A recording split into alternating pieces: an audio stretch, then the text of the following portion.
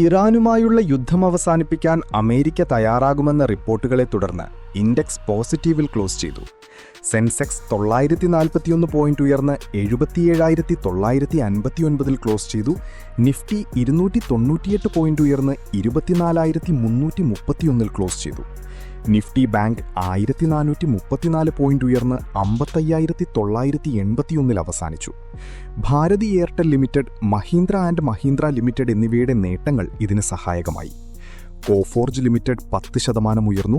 InterGlobe aviation limited 6%-ലധികം ഉയർന്ന് നിഫ്റ്റിയിലെ ഏറ്റവും മികച്ച നേട്ടക്കാരായി ഉയർന്നു. അതേസമയം Q4 ഫലങ്ങൾ പ്രവചനാതീതമായതിനെ തുടർന്ന് ലാർസൻ ആൻഡ് ട്യൂബ്രോ ലിമിറ്റഡ് 1%-ലധികം ഇടിഞ്ഞു. ബ്രെന്റ് ക്രൂഡ് ബാരലിന് $102 താഴെയായി ഇടിഞ്ഞതിനെ തുടർന്ന് എണ്ണ മാർക്കറ്റിംഗ് കമ്പനികൾ നേട്ടമുണ്ടാക്കി. ഹീറോ മോട്ടോകോർപ്പ് ലിമിറ്റഡ് 1% നേട്ടമുണ്ടാക്കി. കമ്പനി ചരക്ക് ചെലവുകൾ ഉയരുന്നതായി റിപ്പോർട്ട് ചെയ്യുകയും വിലക്കയറ്റ സാധ്യത സൂചിപ്പിച്ചതിനെ തുടർന്ന് എക്സൈഡ് ഇൻഡസ്ട്രീസ് ലിമിറ്റഡ് 2%-ലധികം ഇടിഞ്ഞു.